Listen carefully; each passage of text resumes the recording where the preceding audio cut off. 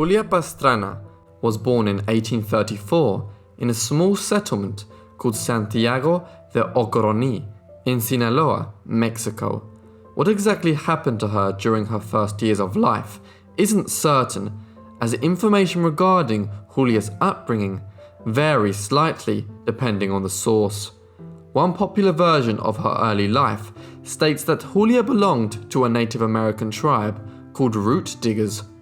Apparently, the members of this tribe lived in caves and were similar in appearance to apes.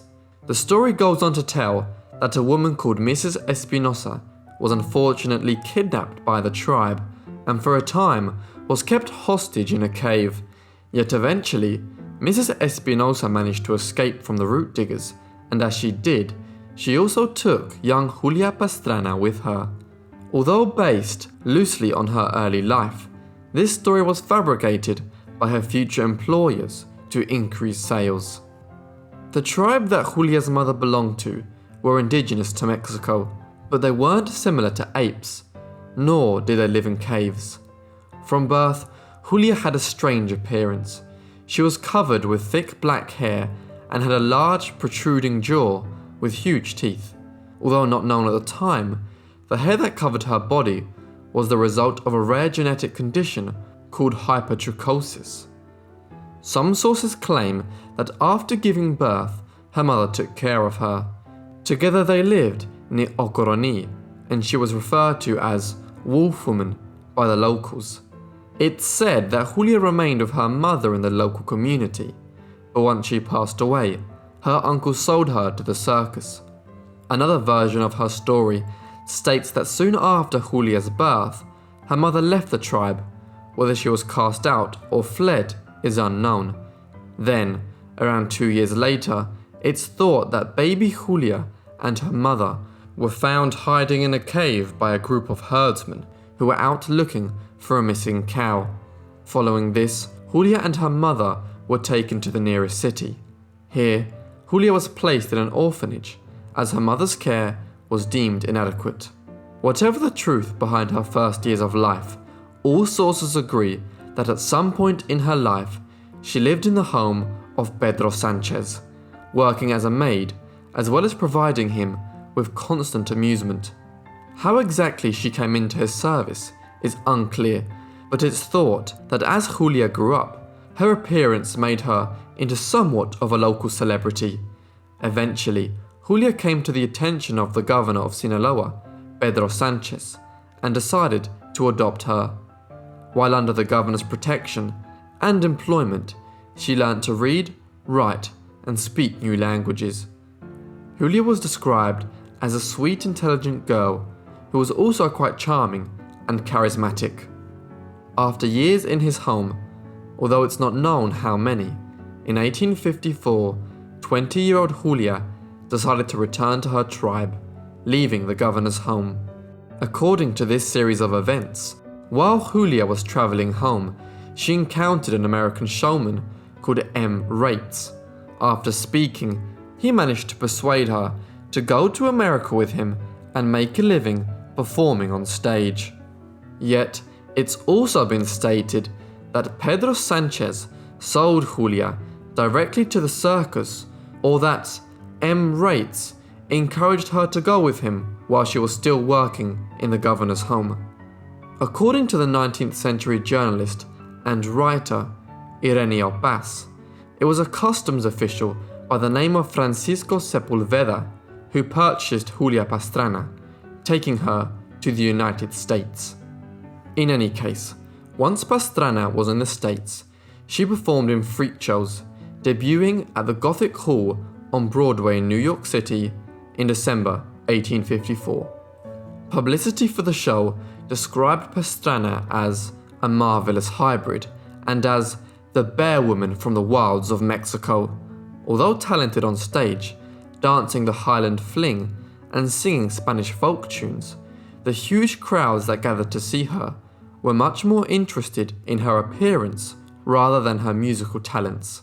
Her height of 4.5 feet, large jaw and lips, as well as the black hair that covered her whole body, made her become known as a series of different unpleasant names. Her stage names included the Baboon Lady, the Hairy Woman, the Ape Woman, the Bear Woman, and the Nondescript, among others. Following her New York performances, Pastrana toured various cities in the East Coast and Canada. Also, Pastrana attended many military balls and gala nights. At said events, her growing fame led to lots of men queuing up to dance with her. By now, she also had a new manager called Theodore Lent. After seeing Pastrana's status grow in America, he knew that the next step was for her to go on tour in Europe. During her life, Lent had Pastrana undergo examinations by various doctors and scientists. He only did this to give validity to his publicity campaigns, which stated that she was a hybrid, thus allowing him to increase audiences and revenue.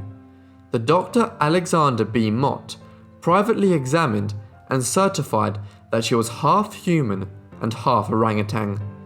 Other doctors agreed with this assessment. One stated that Pastrana was of a distinct species. In London, Lent continued to lie about Pastrana in his promotional material. As his false claims brought in large audiences, he saw no reason to change it. According to posters and promotional content, Pastrana's native tribe lived in caves and had intimate relations with bears and apes. However, Lent made sure that he didn't scare away any potential clients by assuring them that Pastrana was sociable, clever, kind, and that the nature of woman predominates over the orangutans. Despite some people being fooled by this ridiculousness, others knew that she was of course a human and not some sort of ape-human hybrid. When examined by Samuel Neelan Jr., a comparative anatomist of the Boston Society of Natural History, he declared that Pastrana was a perfect woman, performing all the functions of her sex. The surgeon Francis Buckland visited her in 1857 while she was in London. He commented on her condition, saying, "I believe her true story was that she was simply a deformed Mexican Indian woman." He also described her facial features as hideous, but went on to mention that she has an exceedingly good figure, as well as a sweet voice, great taste in music and dancing, and could speak 3 languages. Following Pastrana's death, the famous English scientist Charles Darwin discussed her case, stating, "Julia Pastrana, a Spanish dancer, was a remarkably fine woman, but she had a thick masculine beard and a hairy forehead. From the redundancy of her teeth, her mouth projected, and her face had a gorilla-like appearance." As time passed, Lent had earned a small fortune from exploiting Pastrana on stage. He was a wealthy man, but still hoped to increase his riches. Supposedly, as Pastrana was now a celebrity-like figure, she received many marriage proposals, yet it's said that she declined because these men were not rich enough. Some historians claim that Lent hoped to marry her to an extremely wealthy man in order to benefit his own pocket. Nevertheless, when rival showmen such as P.T. Barnum started to take interest in Pastrana, he decided that he couldn't take any risks. So he married her so that she could continue to generate wealth. We can't be certain of Pastrana's feelings towards Lent, but it seems as if she was in love with him. Lent didn't treat her very well. He was very controlling and limited her freedom. He wouldn't allow her out during the day, as being seen in public could negatively affect the show's revenue. Furthermore, her life completely revolved around Lent, as she had few friends. Most simply saw her as a human curiosity. Despite this, while in Vienna, she became close with the actress and singer Friederike Gossmann. Pastrana once told Gossmann that Lent loves me for myself. She later noted that Pastrana had a light fog of sadness that always hung over her. The German circus owner Hermann Otto met Pastrana in Vienna. He had a long conversation with her and later wrote about Pastrana's sad situation in his book.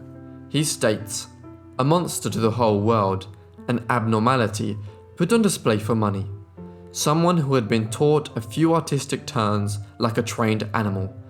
But for the few who knew her better, she was a warm feeling, thoughtful, spiritually very gifted being with a sensitive heart and mind. And it affected her very deeply in her heart with sadness, having to stand beside people instead of with them, and to be shown as a freak for money, not sharing any of the everyday joys in a home filled with love." In August 1859, Pastrana found out that she was pregnant. She finally gave birth in March 1860 while on tour in Moscow.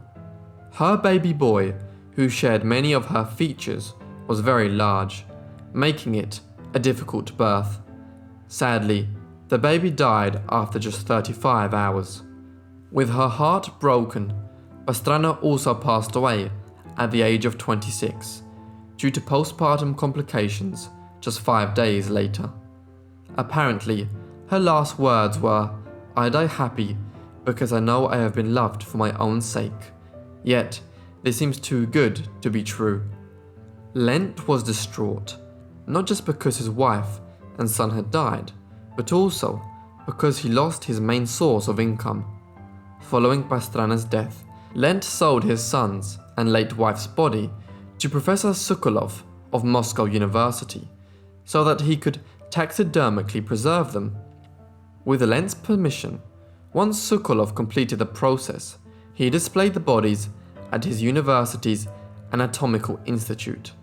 However, what Lent didn't know was that Sokolov had created a new technique which blended mummification with taxidermy. Due to Sokolov's expertise in the field, Pastrana and her son looked very lifelike, not what Lent had expected. Once Lent learned of how good a job Sokolov had done, he repurchased the bodies, believing he could make money by putting them on display throughout Europe. A few years later, Lent discovered another woman who had similar features to his late wife. Seeing this as a golden opportunity, Lent met up with Marie Bartel and eventually managed to convince her father to let her marry him, promising that he would never exhibit her. However, he lied.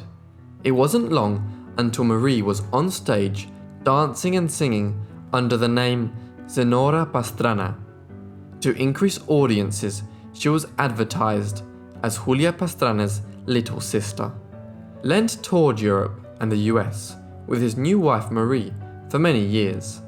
They eventually retired to St. Petersburg with the fortune that they had amassed. Nevertheless, shortly after retirement, Lent started to go crazy. On one occasion, he was spotted screaming naked on a bridge, ripping banknotes apart. After this, he was admitted to a Russian mental asylum and died shortly after in the year 1884. His widow Marie returned to Germany and sold the bodies of Pastrana and her child. For around 50 years, the bodies were on display in different locations around the world, including museums, circuses, and amusement parks. By the 1950s, the bodies were kept in storage. Yet, during the 70s, the bodies were exhibited once more in Sweden and Norway, but this was met with public outrage. In 1973, the owner of the bodies, Hans Lund, placed them into a carnival storehouse near Oslo. Unfortunately, in August 1976, the storage facility was broken into. As a result of this, Pastrana's body was stolen and her son's remains were badly damaged and finished off by rats. Just 3 years later, police found Pastrana's body, which was then stored at the Institute of Forensic Medicine in Oslo. Although at the time, police didn't know who the body was, in 1990, a journalist identified her remains, and from then on, a debate remained in Norway regarding what to do with her body. In 1997, Pastrana was sealed in a coffin and transported to the Department of Anatomy at Oslo University. She remained there until February 2013, when Julia Pastrana's body was finally transported back to Mexico so she could have a proper burial in her home state of Sinaloa. A Catholic funeral was held for her, which was attended by hundreds of locals. Julia Pastrana was buried in a cemetery in the town of Sinaloa de Leyva, which is near her birthplace. A film based on her life was released in 1963 called The Ape Woman. Currently, another film called Velvet, which is also based on her life, is in development. Thank you everyone for watching this video on Julia Pastrana. I really hope you enjoyed it. If you did, leave me a like and a comment down below. If you're new to the channel, why not subscribe? And if you have any suggestions, please leave me a comment or an email, which is found in the description. Anyway, I'll see all of you in the next Forgotten Life. Thanks!